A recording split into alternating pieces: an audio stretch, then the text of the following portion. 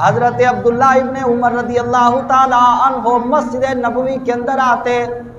آقا نامدار علیہ الصلوۃ والسلام کا وہ منبر پاک جس کے اوپر آپ جلوہ افروز ہو کر صحابہ کرام کو واعظ و نصیحت کیا کرتے تھے، جس پر آپ بیٹھ کر خطبہ دیا کرتے تھے، وہ برکت والا منبر مسجد نبوی کا حضرت عبداللہ ابن عمر رضی اللہ تعالی عنہ مسجد نبوی کے اندر آتے، آقا دو جہاں علیہ الصلوۃ والسلام کے وصال کے بعد اس منبر مصطفیٰ کو ہاتھ لگا لگا کر برکت حاصل کیا کرتے تھے کہ یہ کوئی عام پتھروں سے بنا ہوا، یہ کوئی عام لکڑی کا بنا ہوا، یہ کوئی لکڑی کا بنا ہوا عام منبر نہیں ہے، بلکہ یہ وہ منبر ہے کہ جو اپنی آغوش کے اندر اللہ کے نبی کو بٹھایا کرتا تھا۔ اللہ اکبر، یا رسول اللہ، یہ وہ منبر ہے کہ جس کے اوپر اللہ کے پیارے محبوب علیہ الصلوۃ والسلام جلوہ گر ہوا کرتے تھے۔ ارے جس کو آقا دو جہاں علیہ الصلوۃ والسلام کا ہاتھ مبارک لگ جائے، اس چیز جیسی کوئی چیز کائنات کے اندر نہیں ہو سکتی۔ ارے جس دھرتی کے اوپر اللہ کے نبی نے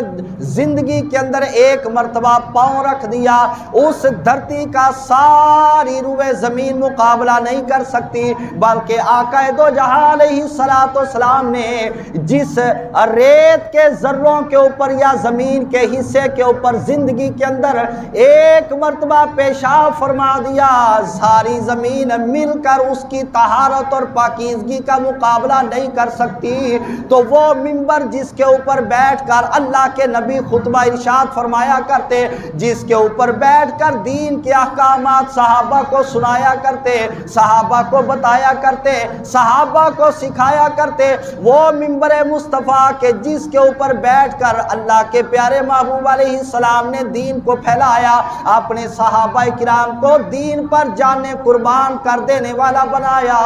اس بابرکت منبر کی عظمت و شان کا کون اندازہ کر سکتا تھا؟ اسی واسطے حضرت عبداللہ ابن عمر اس کو ہاتھ لگا لگا کر برکت حاصل کیا کرتے تھے۔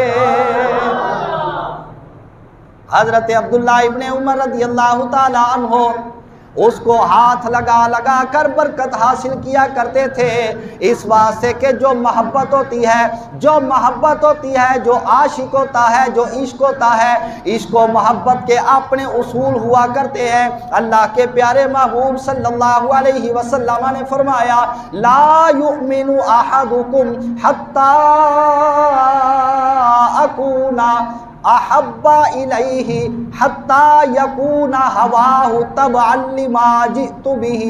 لا یؤمن احدکم حتی یکون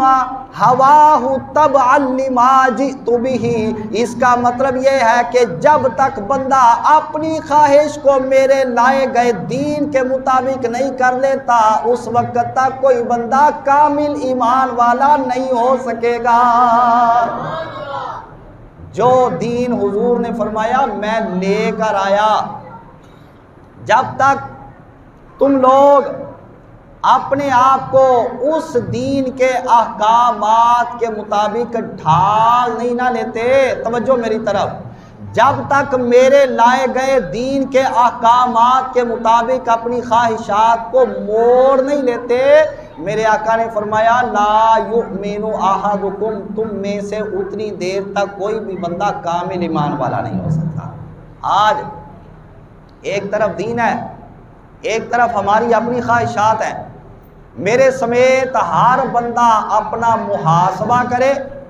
رات کی تنہائیوں کے اندر بیٹھ کر اپنا حساب و کتاب کرے،